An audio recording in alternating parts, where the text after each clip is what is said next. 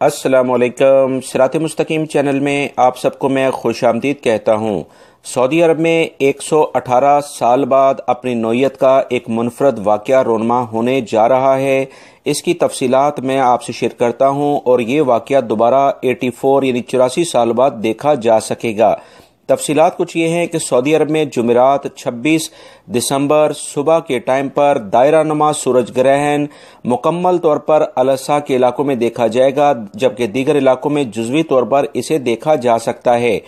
سعودی وزارت تعلیم نے اساتذہ، طلبہ اور ان کے سرپرستوں سے کہا ہے کہ وہ سورج گرہن کو براہ راست دیکھنے سے گریز کریں۔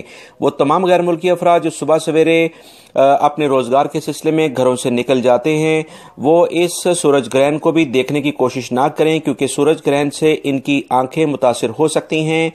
وزارت تعلیم اور دیگر جو بھی سعودی عرب کے ادارے ہیں وہ اس بارے میں تمام سعودی شہری اور غیر ملکیوں کو مطلع کر رہے ہیں کہ کسی صورت میں سورج گرہن کو ڈائریکٹلی آنکھ سے نہ دیکھا جائے۔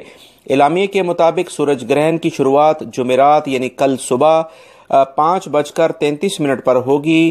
یہ 6:37 تک اپنے عروج پر ہوگا، جبکہ 7:45 پر سورج گرہن ختم ہو جائے گا۔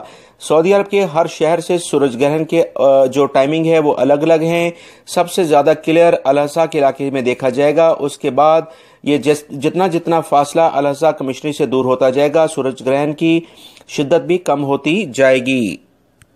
وزارت تعلیم نے ان تمام صورتحال کو دیکھتے ہوئے اسکول جو ہے کل 9 بجے سے شروع کرنے کا کہا ہے، تاکہ سورج گرہن کے اس ٹائم کے دوران بچے کسی بھی صورت میں متاثر نہ ہو۔ سورج گرہن کا بیشتر حصہ سعودی عرب کے جنوب مشرقی علاقوں میں دیکھا جا سکے گا۔ اس کا منظر سلطنت عمان، قطر، امارات، بحرین میں بھی نظر آئے گا۔ یہ کچھ اہم معلومات تھیں جو کہ دوستو میں نے آپ سے شیئر کی ہیں۔ یاد رکھیے گا، سورج گرہن کے دوران سیلفی لینے کی کوشش نقصان دہ ہو سکتی ہے۔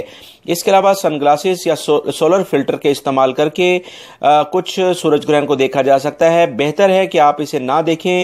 امید کرتا ہوں یہ جو معلومات میں نے آپ سے شیئر کی ہیں اسے اپنے دوسرے دوستوں سے بھی آپ شیئر کریں گے، تاکہ وہ بھی ان تمام چیزوں سے باخبر ہو سکیں۔